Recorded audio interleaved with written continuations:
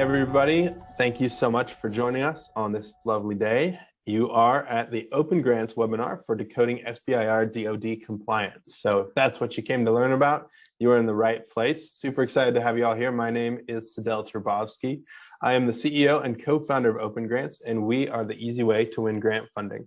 We're super excited to have an incredible presenter here for this fireside chat, Elias Morani, and we will be getting into that in a moment. But as people are trickling in, I just wanted to offer some kind of basic housekeeping information. So on this webinar, we will have a section at the end for Q&A, but if you have any questions during the webinar itself, please do use the Q&A tool specifically in the webinar to submit those questions, and we will get to them as quickly as possible. Also, this webinar will be available for review as a recording, and the presentation itself will also be available. If you have registered for this webinar, then we will send all that information out to everyone who registered. So if you do have to drop off during the webinar or what have you, we'll be able to review this information later. So thank you all again for joining us, and really excited to dive into the subject today. So as we are going through some light introductions, I want to get a poll out and hear from y'all about where you are in your journey, because this will really help us tailor our comments and discussion today to hopefully be super helpful to y'all. So if you can please respond to the poll and just let us know if you're a current contract holder with the DoD, or if you are not currently a contract holder but you're thinking about it. Feel free to kind of specify where you fall along that spectrum, and that will help us understand a bit more about y'all and how we can best impart information. So, as I mentioned, my name is Sadel Turbovsky. I'm the founder and CEO of Open Grants. Previous to Open Grants, I worked in the kind of innovation space, helping startups and other groups secure funding through the grants ecosystem, and became very enamored just with the way that grants can support innovation and the development of really cool tech. So really excited to be here, and super excited to have Elias with us today. And Elias, if you could just tell us a quick bit about kind of your background and what you do, and then we'll kind of get into the bulk of the presentation today. Yeah, sure. Thanks, Sadel, for having me. Apologize if my voice comes in and out, everyone. I'm fighting viral sinusitis, so exciting times. But my name is Elias Morani. I'm the CEO and founder of Marius Group. So we provide security compliance solutions to federal contractors, academia, and for-profit businesses. A little bit about myself. I'm originally from Ohio, but grew up abroad, actually in the United Arab Emirates, but returned to the US every summer before I moved back. I'm also an Army intelligence veteran and fluent in a few languages. I'd say subpar programmer, but average pen tester as well. But where the rubber meets the road for me, and why I set up Marius Group, is I bring in all the skill set of, I would say, a grasp of skills from across the cybersecurity landscape. So, for example, I've worked at FEMA, worked in the Security Operations Center at FEMA, supported other federal agencies, just doing lifecycle cyber activities. And so it was born of that knowledge that we went ahead and founded Marius Group initially as a part-time business, and fortunate enough to have grown it full-time. So awesome. Well, thank you so much for that, and really excited. Clearly a very intelligent person here. I've had the pleasure of working a bit with Elias, just on a variety of kind of content and other things, and just a wealth of information about this process, which can be a bit opaque and difficult to navigate at times. So excited to have you here and to kind of dive in. I see from the poll, and we're going to go ahead and end it now, that most of you are not yet contract holders. So we'll dive into some of the things that you can expect along your pathway. And then I do see that there's some civilian agency contract holders here in the audience as well, and no current DoD contract holders, at least that responded to the poll. So we will kind of touch over all of that. We do have a variety of DoD contract holders, I think, who registered at least. So we'll go over the kind of breadth of things here, but I'm going to go ahead and end this poll. And just appreciate you all participating in that, so that we can kind of tailor our comments. I know, Elias, you have a bit of a little presentation to dive into, but before we dive into that, can you just kind of give like the high points of what is what does this even mean? Like SBIR, DoD compliance, what are we complying with here? At a high level, what should people who are looking to contract with the DoD expect from this hurdle that they need to cross over? Yeah, great question. Thanks, Adal. And I'm watching the poll results as well. I see. Okay, so we have a lot of would-be grant awardees, some civilian agency grant awardees also. So in a nutshell, what you'll want to do is keep. So first of all, it really depends on what agencies SBIR grants you're going after, or STTR. So for example, if you were to go after DoD grants, whether SBIR or STTR, or actual contract awards under the DFAR, Defense Federal Acquisition Regulation, you would probably have to comply with NIST SB 800-171 today. And so we'll talk a little bit about the overarching regulations. Again, if you haven't noticed, I'm candid to a fault and aim to underpromise and overdeliver. So pull me back if we get a little too technical or a little too policy oriented at different parts of the discussion. But that's so, to answer you today, a succinct answer would be today, anybody who's going after DoD business, and tomorrow, anybody who's going after civilian agency business as they start to emulate DoD's cybersecurity standards. Awesome. Yeah, that's really great to know that, these civilian agencies are going to be kind of picking up and implementing some of these DoD cybersecurity standards. I think that's something, that's an important point for sure. We've seen DHS kind of take a look at the DoD CMMC standards, but we'll dive into that in a little bit. It's a lot of acronyms to deal with, so that's why that Q&A session is very important. Yes, this is a world of acronyms. Well, I think let's kind of hop in. I know you had a really great kind of framework presentation that you had put together, Elias, and I'd love to just kind of start going through that. And then as we're moving through that process, I'll pepper you with some questions, and we'll also keep an eye on the Q&A section here. If you do have a question, please do feel free to pose that to us using the Q&A tool. And yeah, let's kind of dive into it. I know it can kind of seem like a lot. So just starting it with the the overview of and maybe explaining some of the acronyms, like what is CUI? Right. So like I said, there are a lot of acronyms, which is why, and we'll just kind of give you a sneak peek, which is why we're also going to go through the history of kind of how all of this got started for some of the history nerds in the audience. But in a nutshell, CUI stands for Controlled Unclassified Information. And for quite a while, it's been, if you will, a gap in our bureaucratic, but also technical policy, counterintelligence apparatus that's been exploited by adversaries of the United States, right? So starting in 2008, and which is a while back now, right? Because sometimes it takes government some cycles to to start to hone in on a problem and then to push out solutions, as you'll kind of see. So starting in 2008, we started to actually focus in on this problem. And what was happening, even before 2008 as well, going back to the days of the Cold War, we started to notice that, for example, things that we keep open, like organizational charts, technical information, other nations would upclassify. And so actually a lot of foreign adversaries were just kind of taking a look at our and to this day our unclassified information, right? And so you can kind of see here in the background, I have a screenshot from 2 videos by The Buzz. I don't think there's any affiliation to BuzzFeed, but it summarizes real examples, that you may have read, and those are cited in articles you'll see referenced at the end of the slideshow. I should note that not all of these weapon systems you see on the slide were actually, copied from stolen, from hacked, if you will, information.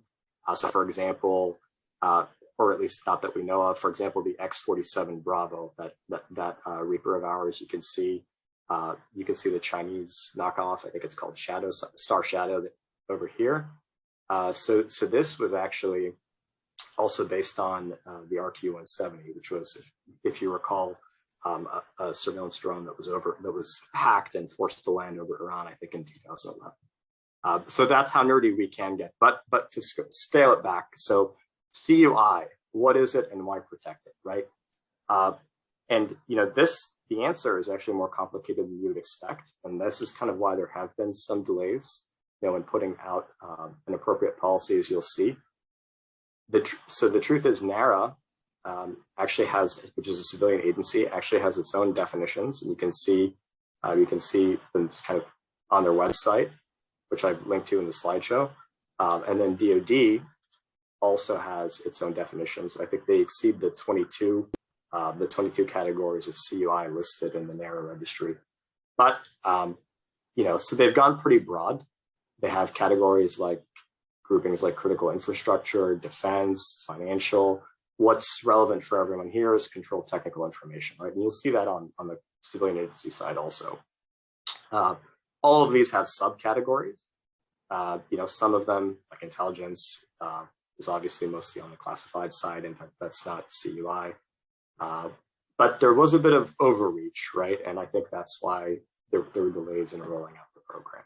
So this is kind of a sneak peek of again, I'm not a lawyer, but, of the regulatory side and history for all the CMMC and today the NIST 800-171 programs that we'll see. So this is kind of the background, but we're going to also dig into, what's required of you today and what will be required tomorrow. So, awesome. And let me just, you brought up something important that I just want to baseline for everyone here is that neither Elias or I are attorneys. And with any kind of contract with the government, you should have your legal counsel review these kinds of things. But, this certainly, just from a high level, this is, these are some great resources to get you started as you start to navigate this stuff. And you certainly want to look for input, not only from specialists, but also from specialists like Elias, but also from your legal counsel as you navigate. Not only there's sort of a technical approach to this, and then there's a contractual kind of obligations and sort of contractual aspects of this that your attorneys can address. Right, and we're happy to answer questions on either side. So I'm my background, my main profession before setting up Marius was a security control assessor. And then before that, I was also a security system officer. So essentially the generalist who, could do the network security architecture and understand the technical, but also the policy controls, who would put together a security program that would then be assessed. But yeah, definitely not attorneys. And just seconding what Sadal said, but you've probably noticed this already is for those who've registered on SAM.gov, there are a lot of acronyms and a lot of policies to kind of understand. And again, like on this call, we'll definitely raise our hands and say we don't know, or refer you to counsel if you're asking a question that's beyond I was going to say above our hairline, but that's long since exited the building. We have the opposite going here. right, above Sadal's hairline. So in a nutshell, you can see the policies on the left and breaches just kind of on the right. You can see the infamous OPM breach over here. Hopefully it's coming in clear, 2013 to 2014 with USIS, which was one of their biggest contractors. What also happened in December 2021 that's not on the diagram is CMMC 2.0 was officially released. That's still undergoing review in exchange instead of 1.0, which was brought about with this 2019 memo. So again, you'll kind of understand this as we go through. And Sadal telling me to zoom in or zoom out and ditto for the audience. But okay, so today, if you win a DoD SBIR grant, chances are you'll need to comply with NIST SB 800-171. And so some of you may have heard acronyms like SPRS and probably terms like SPRS score. You may have heard of terms such as the System Security Plan. So you're going to kind of, as we go through, understand what these all mean. CMMC is the program that's coming in to replace NIST 800-171 for the DoD. It's been rocked by delays, and we'll kind of explain why as we go through. But I alluded to that earlier with the overreach, with the definition of what CUI is, and some other items. But in a nutshell, CMMC 2.0 actually goes down to 3 levels in maturity from the initial 5, which is a little bit more complex, that that existed with CMMC 1.0. And really, level 2 is essentially just adhering to NIST SP 800-171. And some of the changes from CMMC 1.0 to 2.0 are that the government also doesn't require you to essentially be compliant with all controls at a time, which was a big issue in industry, right? Because in general, you have to take a risk-based approach to security. So what that means is, the nature of your organization and the information it handles and the business realities of the organization should drive whether or not controls do or don't apply, which is what we call tailoring controls, right? So, there are a lot of acronyms, I guess, bureaucratic in defense, but also cybersecurity related. So, maybe something for the audience, if you want us afterwards, we can explain what a security control is, just a bookmark offering, if you will. So that's CMMC 1.0 versus 2.0. Again, there's more to it that we can kind of go through here. The sources for all these are outlined in the presentation, but this is straight from the DoD's website, right? So this is expected to become law in the next couple of years. But in the interim, another thing that happened was the CMMC pilot program was halted. And right now, you'll know essentially if you have to comply with NIST 800-171, if there's a specific DFARS clause in your contract, which I believe is 250. Sorry, go ahead, Sadal. Oh yeah, I just wanted to throw one question out that I'm sure will be on top of mind for those who might be pursuing a contract with the DoD or civilian agency.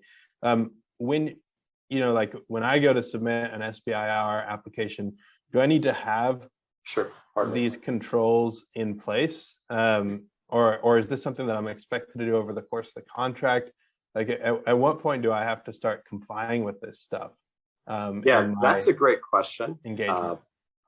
That's a really great question. The answer is it depends on how long you think an SBIR award will take and what's also written in the solicitation.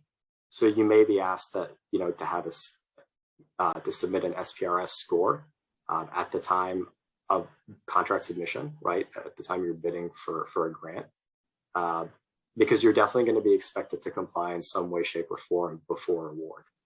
And so it necessitates standing up of some kind of information security program and putting together the system security plan, which, though you're not actually submitting said plan to the DoD today, unless they request it, and we'll talk about medium assessments later, that plan does have to exist, and so do its precursors, right?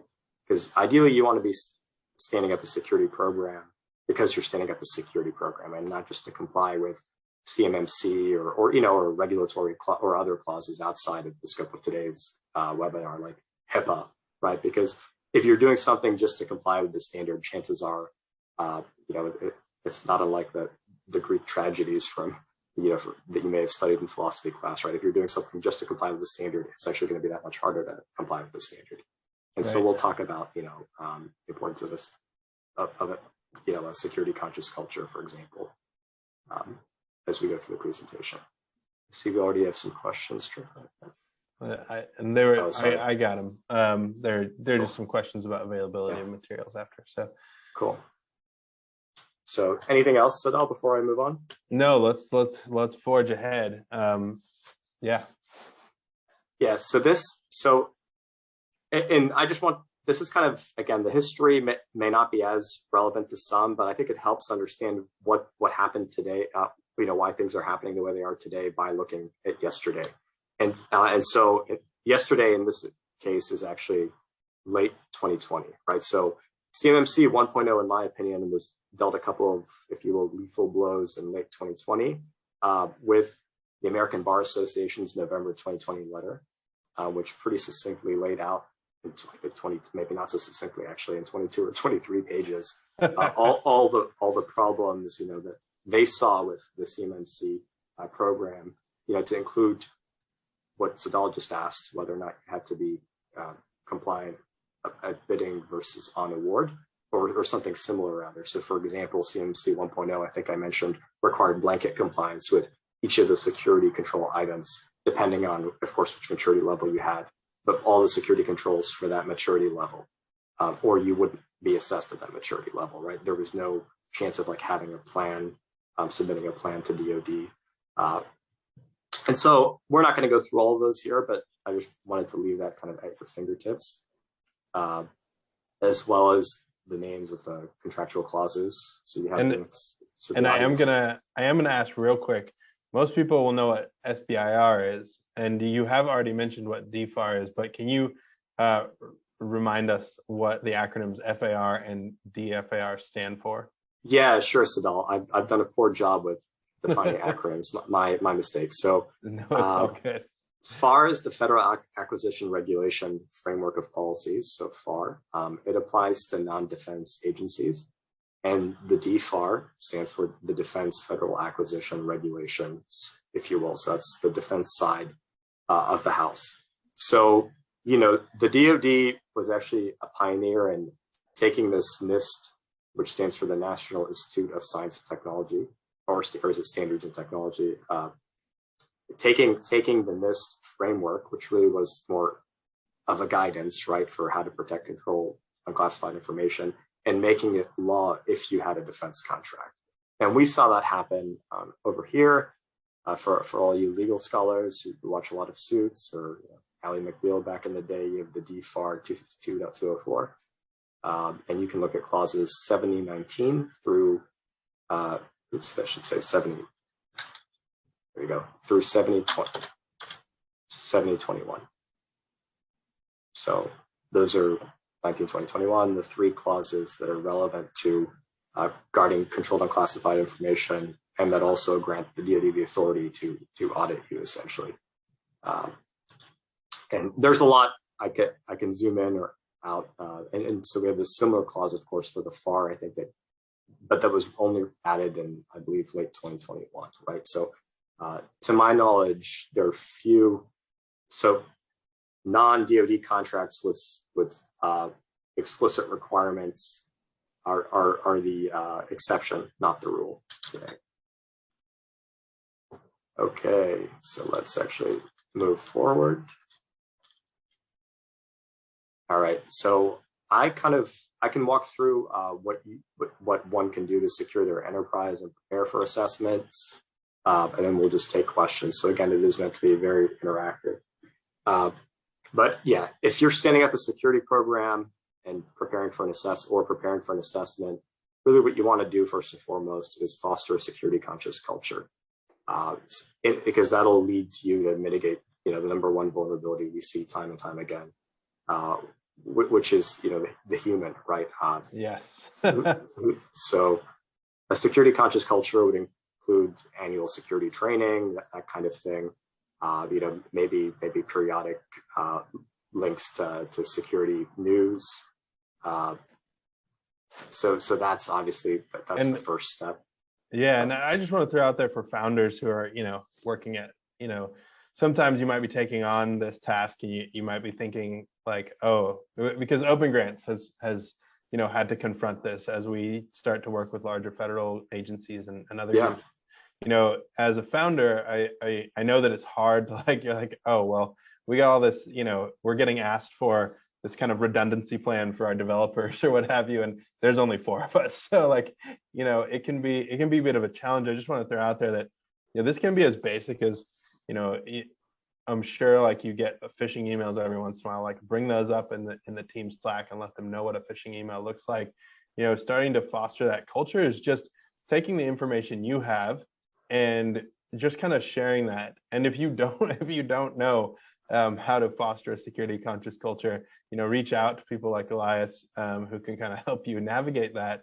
But it's definitely something important to instill, especially if you're going to be working in the government space, right? If you're in the private sector, this is a thing, but there's a lot less compliance about it. And as a startup, you can usually avoid these discussions and this kind of investment in time. Not that you should, but you can, because you never have to end up writing one of these compliance documents early on. But yeah, I just want to throw that out there, that this doesn't have to be this doesn't have to seem or be an imposing or a burdensome process. That fostering that culture can just be kind of reminders and providing resources to your team, just to get them on the same page. Like, hey, this is what phishing looks like. This is how you become aware that like you're undergoing some kind of social engineering attack. Like these are the red flags to look for in, bogus calls, texts, whatever. Yeah, it sounds like Sadal wants to move into the security compliance business. That was really well put. One thing I did want to add is, I wouldn't look at this as an exercise that's just to satisfy a DoD requirement. Again, see what I referenced when I said earlier about, wanting security for security's sake. And actually, or another way to look at it is complying with this regulation to then therefore comply with other regulations. So for example, if you want your private sector small business to one day be a private sector publicly traded business, and I can see it, I can already kind of sense a lot of entrepreneurs in the audience nodding, then you're probably going to have to comply with other security standards, like PCI if you're processing payment data. If you're a life sciences business, even on your path to being public, you'll have to comply with probably HIPAA standards, right? SOX if you go public. So, while the order of the security controls will vary, and that's really a lot of the unnecessary work, they all kind of say the same or similar things, right? So, for example, there's security controls about password complexity, whether or not you're doing, a private sector certification like ISO, or some of these regulatory, complying with regulatory, if you will, mandates that we just mentioned, SOX, PCI, DoD, CMMC, or HIPAA. There will be a password, complexity control, and so on and so forth, right? So I think the way to look at it is, efforts made here will translate laterally in other verticals of your business, or indeed in the future, in the same vertical as your business continues to grow.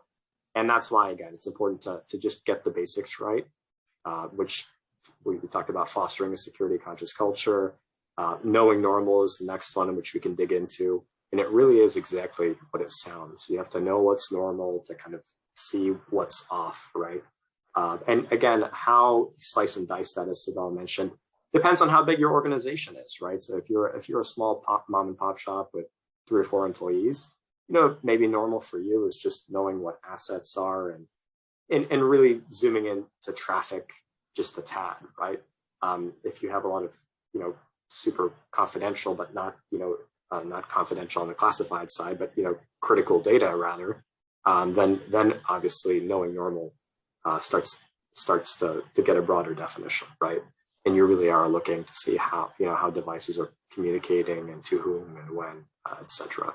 So those are all the technical controls that we can kind of dive into. But again, I refer to myself in the third person because, why not? I'll use sinusitis as an excuse. But if you will, Elias's handy dandy wisdom for the day: patch regularly, foster security conscious culture, know normal, track security compliance project metrics just so you can keep improving, standardize processes and tools, right? Because it's that much easier to, if you will, apply everything we talked about, like patching and knowing what's normal, if you have 1 or 2 or most maybe 3 different types of OSs in your environment, and that's operating system.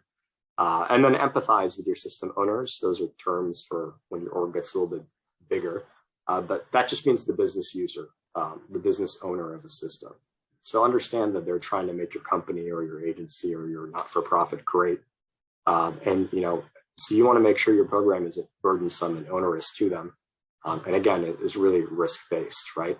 Because if you don't do those things, you'll end up with the last bullet, which can be applied broadly, be aware. But really, here I'm referring to specifically shadow IT, which is a term you can look up afterwards. But that's the bane of many a CISO or a chief information security officer's existence in the modern world.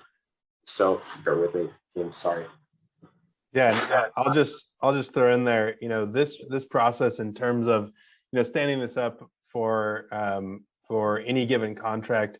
I really do want to double down on what Elias mentioned earlier, which is that this builds, doing this once immediately creates a ton of replicable content and policy that you can use as you scale into other opportunities. So if your first target is DoD, that's great. But if your first target ends up being AWS, or if your first target ends up being any kind of like enterprise company that's operating at that scale, they're going to require a lot of this, and they're going to want to do diligence on your system and how you're doing everything from handling PII to, you know, confidential information, and all of that, you know, all of that process that you're going to put in place for one translates really well. And I can attest to the fact that, you know, our first go at this was a bit painful with Open Grants, for example, just to throw us out there as an example. Like the first time we had to do this stuff and put this kind of compliance work in place, it was a bit of a slog, and we didn't have a lot of fun. But as soon as we got our next enterprise customer, like, oh yeah, this is great. And as you think about your engagement and your path forward with DoD or with the civilian agency, and you think about, you know, scaling, you know, a dual use solution, for example, where you're going to be addressing not only you know, applications within the DoD, but applications in enterprise deployments around the world, maybe you doing this once and getting it right, and then continuing to build and iterate and evolve those controls over time is going to be just a massively useful tool in your bag as a founder. So I just want to throw that out there. And you know, even if you're not a founder, if you're on a team that's tackling this space, bringing this kind of mentality of having a security kind of first and security conscious culture as a base level is just something that is going to give your team a hand up on other groups who might end up just scrambling to try to get something together. So it really is an important thing to hone in on early if this is the space that you're going after, which is, you know, DoD, where there's a lot of compliance and policy things in place that you're going to need to navigate. Right, and just to piggyback off of what Sadal said, this also becomes bragging rights. You know, with would-be teaming partners, if you're actually trying to win business outside of SBIR and STTR, which I think was the other acronym you were asking about. So those are essentially SBIR awards, but in partnership with a university or a larger business.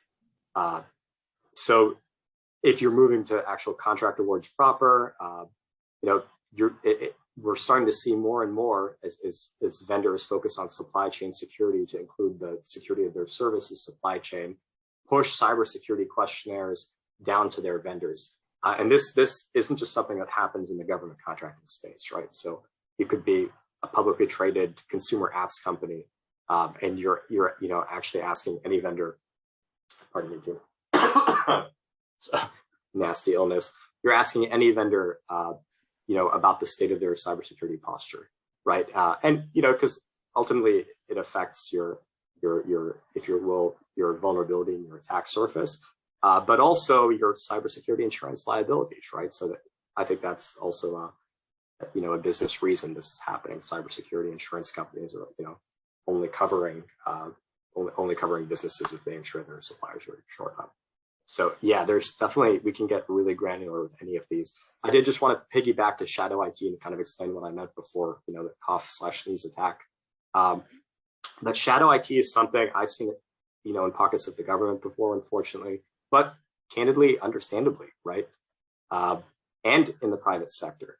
And what happens is if a program, you know, gets too focused on compliance at detriment to the actual business objectives, and this usually happens if they're avoiding, if you will, you know, a come to Jesus moment, if you will, for lack of a better term, or an honest, painfully candid conversation between business owners and the security team, right?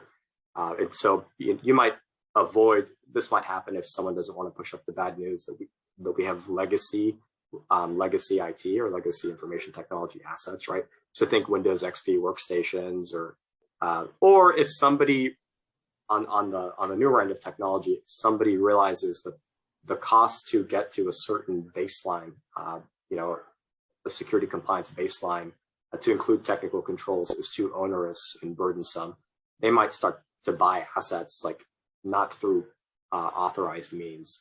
And so that I think if Shadow IT exists in a larger business, you know, typically be a larger business, then something's definitely gone wrong with the security program, and maybe it's focused too much on compliance for compliance's sake. So that's certainly something to pay attention to.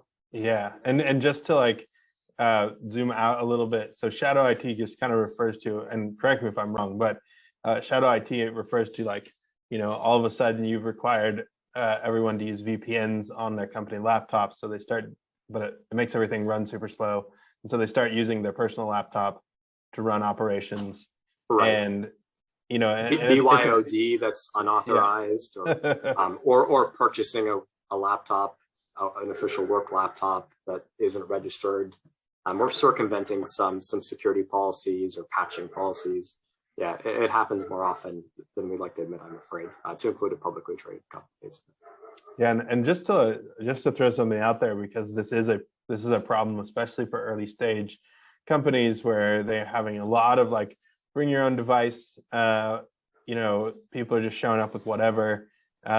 It's there's some hurdles to tackle there, and so I just want to throw that out there for founders. There's some great tools to help you kind of control. You can use different, like at a very basic level, when you don't need deep controls, you can use even just sort of like manage deployed browser policies that you can remotely clear information off of other devices, things like that. So there's a lot of tools out there, but I definitely want to dive into questions here for sure.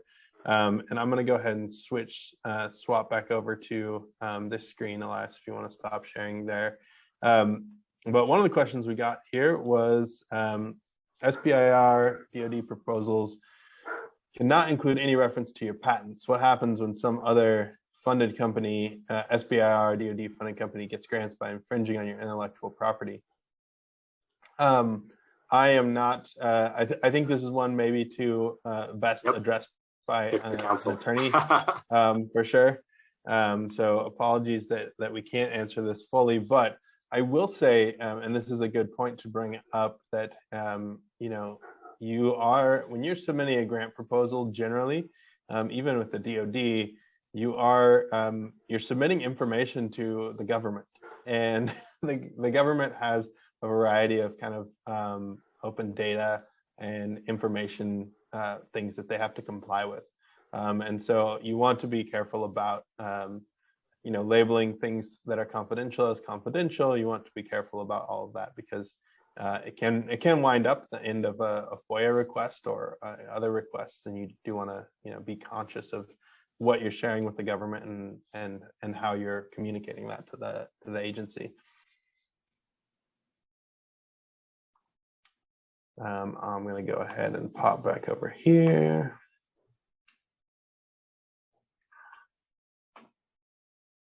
Yeah, and again, not a lawyer, but I also heard if you submit the same idea, if you will, the same research proposal to different agencies and end up winning for the same research proposal at different agencies, you can only go ahead and pursue the same idea once across the landscape of the federal government. So kind of make sure you're not winning multiple awards for the same phase one idea also.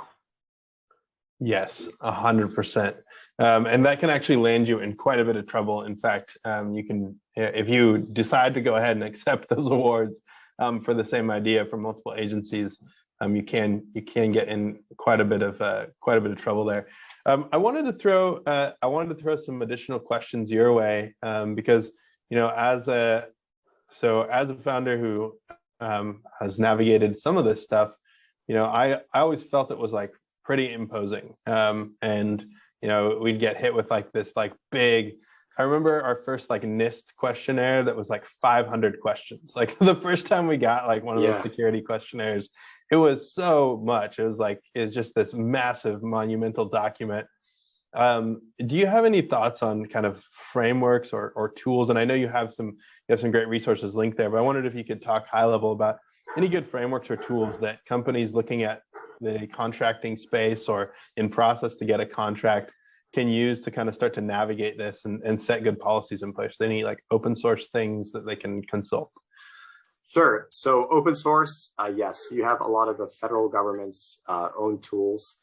I guess half the battle is knowing where to look. And so a lot of those links are embedded in the presentation, but you could go to DoD directly. You could actually look at SBIR.gov has a 3-part cybersecurity course for how to set up a cybersecurity program for one's own business. So it'll, I haven't taken the course, but just looking at the topics, it looks like it actually covers at a high level with some granularity here and there how to set up a system security plan, which is one of the requirements, right? And as you start to look at the system security plan and what goes in it, which is your checklist of controls, hopefully the participants will start to kind of understand what it is the government's asking, and you'll start to revert, and if you'll start to engineer backwards from there what you need to put in place in your own organizations. But there's a litany. So you could also look at academic institutions, for example, that have complied with 800-171. A lot of them have posted their methodology to their own websites. Whether it's, University of Virginia or Virginia Tech, George Washington University, just throwing out names of universities, Georgetown for those in the DC area. But other ones that come to mind, Georgia Tech, I think it's the University of Connecticut has a really good, extensive repository of 800-171 documents and even YouTube videos just showing how they kind of piecemealed their program into existence. Yeah, there's a lot of material out there. I think the trick will be to, kind of avoid the noise. You can also reach out to the experts if you need to, and not just tooting my own horn, but for example, the CMMC AB, which is a not-for-profit stood up by DoD, has a marketplace where you can kind of look at all CMMC registered assessors, all CMMC registered practitioners, which I'm one, and those are people who kind of understand the specific space.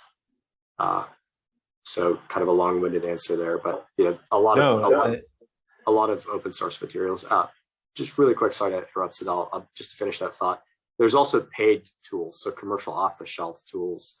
And so what these do is they kind of ask you a bunch of questions. Like Sadal mentioned, he was once on the receiving end of 500 questions. So these are different vendors that have essentially stood up, tools. The biggest I could think of is probably a company you guys have heard of called OneTrust. And so, and they're asking you all these questions without you having to worry about, going to NIST's website to pull the 800-171 or 172 on your own, right? Or looking at CMMC. And so based on your answers that, you type up your answers and what have you, and then they generate documentation for you. And so, happy to recommend vendors if you're interested as well. Awesome. Yeah, that's great. And I think along those lines, I just want to throw out that also, we've talked about a lot about talk about NIST, we've talked about CMC, we've mentioned a lot of different things. And I want to do a little level setting and say that you don't necessarily need to go out and get FedRAMP done, right? Unless someone has asked you for it and offered you a contract, right? So there's the process for this is, read through those RFIs, read through the RFP, start to understand what your contractual obligations are, and then execute on this. And some of it you may, depending on the process, you may need to have some of it done ahead of time or in place. But it's not like a deal breaker or something you need to have done before you respond to the RFI. And I'll just give an example that we have a contract partner on STARS 3 that we just worked with, and I won't mention any of the other details, but in one of the bids we just put in, it was like, hey, how long does it take you to get to FedRAMP? And so these are the kind of questions the agencies themselves are aware that some of the more burdensome security compliance, FedRAMP being, I think, arguably the most burdensome, some of these compliance things take time and energy and investment, up to a year, in fact. And so they're not unaware of the barrier, and they're trying to work with you in an intelligent way. So not only should you be reading these things carefully, but as Elias mentioned, reach out, talk to them. Don't be afraid to have a conversation about the realities of where you are and where you need to be, and they will help you navigate this. Because if you just try to kind of go it alone, chances are you're either going to underdo it or you're going to overdo it and spend a bunch of money on something that you didn't necessarily need to do. So just be aware of that as you're approaching this space, that there's specific applications for different controls, there's specific requirements, And there's unfortunately not a whole lot of standardization across the universe of opportunities that are out there. Right. And just to piggyback off of what Sadal said again, like with your FedRAMP example, there's only a finite pre-approved list of FedRAMP assessors. So often, even if you have the budget in terms of finances and personnel, things aren't always going to go according to your pace, depending on what you're trying to do, right? So that's something worth considering. That said, there are other resources out there. So I did want to, I made a mental note earlier. You were talking about AWS as you were setting up Open Grants. And so that's actually a really great point. So obviously, a big way to comply with a lot of the onerous technical requirements, of standing up a modern, relatively secure enterprise. And again, there are some challenges. Like if there are any security personnel in the audience, I can sense them laughing, right? Because with every layer of abstraction, you're mitigating some vulnerabilities while opening up others. So we can kind of explain that depending on how interested or disinterested audience members are. For example, the Okta breach, right? For SSO, but we'll shoulder that for a second.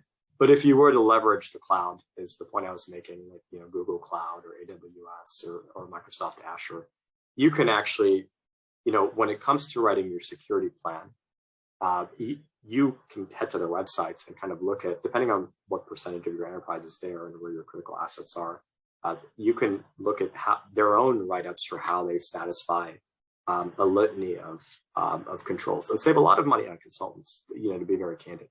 So I think that's probably that's worth repeating.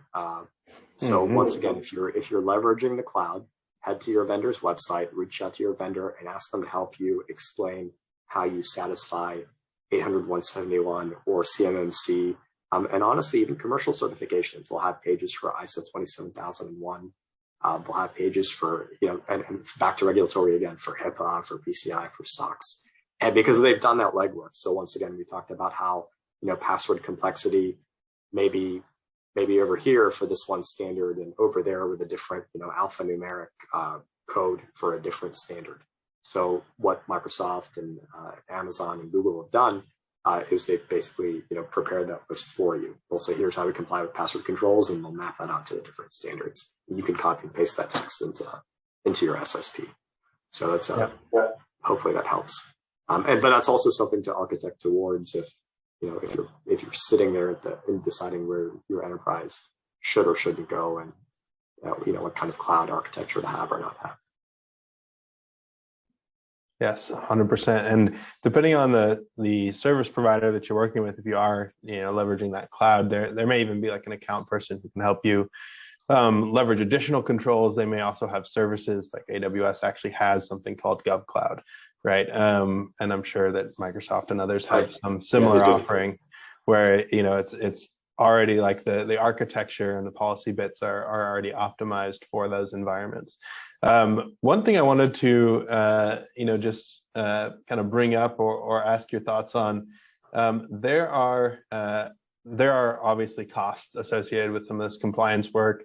Do you know if are you able to pay for some of this engagement like a security consultant through your SBIR grant?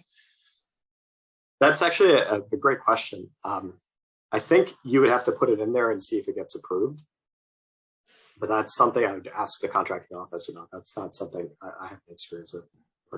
Yeah. No worries. And then I also, we have about 10 minutes left here, so I definitely want to encourage, if anyone in the audience does have any additional questions, please do feel free to use the Q&A. I know this was a fairly technical and very specific discussion, but I really do think, for me, I've found frequently that this is one of those things where you can really exploit the edges of the playing board in terms of having a good understanding of this space and having a good understanding of what you're bringing to market, especially if you're in the business right now, and I assume you are since you're on this webinar, if you're in the business of trying to sell something to the DoD or the government itself, you're going to need a little bit of a different set of tricks than the founders who are building a dating app. And not that one is better than the other, they're just very different spaces. And so definitely, take the time. There's some good resources in the slide that Elias prepared. I may send over some other stuff as well. There's some great books and frameworks to that you can avail yourself of to just, I think, the thing I want to double down on personally is creating that security conscious culture within your organization. The amount of times that I've sat on an Amtrak train and played with Wireshark and looked at things I probably shouldn't have been looking at, there's a big threat space out there, and you don't really realize how vulnerable your organization is until you start thinking about that whole space. For those of you who might not know, Wireshark is a packet sniffing and very interesting tool that you can use to capture information as it moves over Wi-Fi. And so you can do all kinds of things to really help your team understand the basics of why you should use a VPN when you're out and about, if you're doing especially sensitive work. What kind of controls your devices should have in place. So there's a lot of things that you can do that don't require an expensive consultant, but just really more require you thinking through a framework and having an idea of what are your concerns and what are the things you want to start to help your team understand. I really like our CTO at Open Grants. Every once in a while, he does exactly what I mentioned earlier. He'll take a phishing email or some other bit of creepy shenanigans that he's seen, and he'll just drop it into Slack and be like, "Hey, team, this is something to look out for. Don't fall prey to this trap for X, Y, and Z reasons." So, Elias, I don't know if you have any thoughts on that, but what zooming all the way back, big red flags, or if founders are going to do 3 things walking away from today's webinar, what, if you're going after DoD and want to be a contract holder, what do you say the first immediate steps anyone should take in terms of getting ready in a security and compliance standpoint? Yeah, so that's a great question. I mean, again, I refer to those 5 or 6 steps I laid out. As far as prioritizing them, yeah, security conscious culture is definitely probably number 1. Knowing normal, especially your assets. At the very minimum, you have to know the assets in your network. Is definitely, I would say, a top 3, critical component. It's also a requirement for a lot of security standards, even beyond the DoD space. And can we define that a bit more? So when you talk about assets, are you talking about servers, devices? What does that mean? Yeah, and everything in between, right? So anywhere where data is stored, or could be stored. Right, so you just kind of want to understand what exists, but to truly master knowing normal, I would move beyond assets to also a snapshot of a network, but that'll come with greater levels of maturity. Again, it comes down to your budget and your goals and what you're hoping to get out of it, and those are all business decisions at the end of the day, right? Or what you're trying to protect, in the interim as well, right? So to Sadal's point of view, Sadal's point, for example, about awareness training, you could start with an example of phishing emails once in a while, or you could do phishing tests. You'll find that it's difficult to scale that manually, which is why if you have the budget to save some time, eventually you may want to use a service, by a vendor like KnowBe4. And they'll actually, I think they have something called Go Fish Me, and they'll just generate phishing emails and push them to a pre-authorized list, if you will, that you've provided them of employees. So yeah, there's a lot to do. Again, it comes down to what you're trying to get out of a security program, or out of your business for that. Yeah. One of the last points I wanted to bring up and get your thoughts on, so I spent some time before being a startup founder. I worked as a management consultant and did a variety of kind of cybersecurity consulting work. Very random, but one of my favorite books out of all of that was The Art of Human Hacking. And it's just this kind of, and you may have read it, you may have not, but it's this deep dive on social engineering. And I wanted to hear your thoughts on just that. I don't think that, that's not really covered by some of these frameworks, at least not well, in my opinion, but I'd love to hear your thoughts on that and how that plays into kind of creating that culture of security awareness and what the sort of the human element is here that founders and people who are in this space should consider. Sure. Yeah. So It actually is a little bit in different ways. So the programs, pardon me, they'll spell like out requirements for periodic training at a very minimum annual training. And there's a social engineering module, I think, to a lot of the DoD training. Also for businesses with, depending on what controls apply, which are driven by the sensitivity of the information a business holds.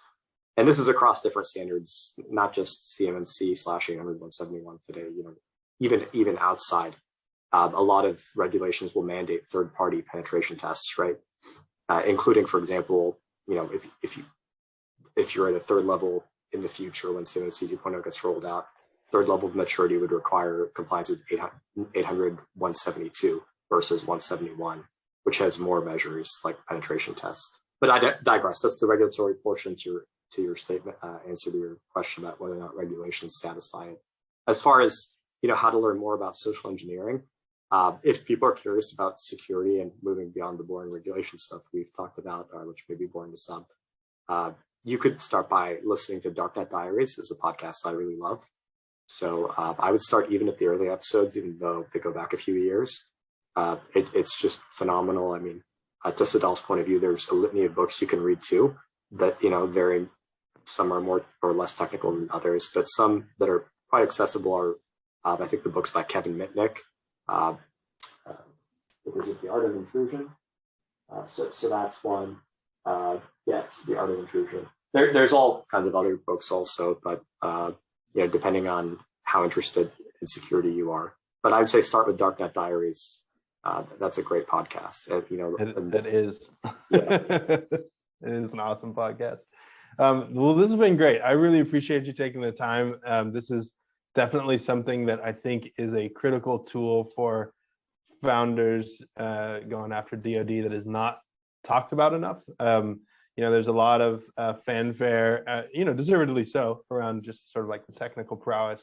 But the cybersecurity elements of this are also massive. And one of the reasons that I'm very bullish on this for smaller teams is like the DoD has in the past, defaulted to wanting to, incubate ideas, but then pass them off to someone like Lockheed, because of, not only like the contracting, capabilities and scaling capabilities, but also because of the compliance frameworks that are there. And so learning how to work within these frameworks and leverage them quickly as a competitive advantage, it's going to give you a huge leg up as you look through the space and go after contracts here. So that's kind of my parting thought on that subject. Elias, I don't know if you have any sort of like final invites you want to make to the audience here. Yeah, definitely reach out to us at mariusgroup.us if you have any questions, or to Sadal. Thanks for a great webinar. Forgive me for leaning over to cough and sneeze at times. I did have a parting thought, about the future of the industry, and this applies beyond government contractors. But I think what we're seeing, is clearly every successive administration across, left, right, political lines is increasingly aware of the importance of having a strong cybersecurity posture. That includes reporting cybersecurity breaches. So I think what was put out quite recently, was actual reporting minimum timelines for recipients of federal contract awards. And it may even apply to publicly traded companies. I'll have to take a look, with penalties.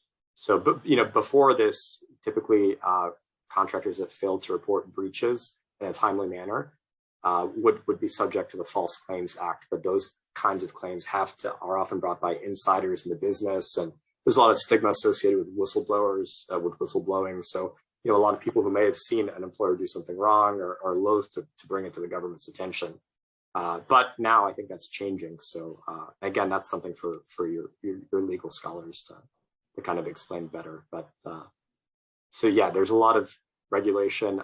And then at the state level too, just to finish the thought, but if you do business in Virginia, California, help me out, Sadal, I think there's a third state that's followed Virginia and California's lead. Probably Florida, maybe. Might be Florida. Yeah, they have cybersecurity standards, like, for example, the California Data Protection Act. Virginia has one, Florida might have one. And they're basically America's, at the state levels, take on GDPR. So so this was very federal focused, but that's not to say you shouldn't pay attention to state and local regulations. And obviously, if you're an international business, or knock on wood, hope to be an international business one day, you'll want to pay attention to stringent international cybersecurity regulations also. Obviously, the GDPR out of the EU is a big one. I think South Korea and Japan have pretty robust data protection laws too. Awesome. All righty. Well, thank you so much for your time today, Elias. Thank you all for tuning in.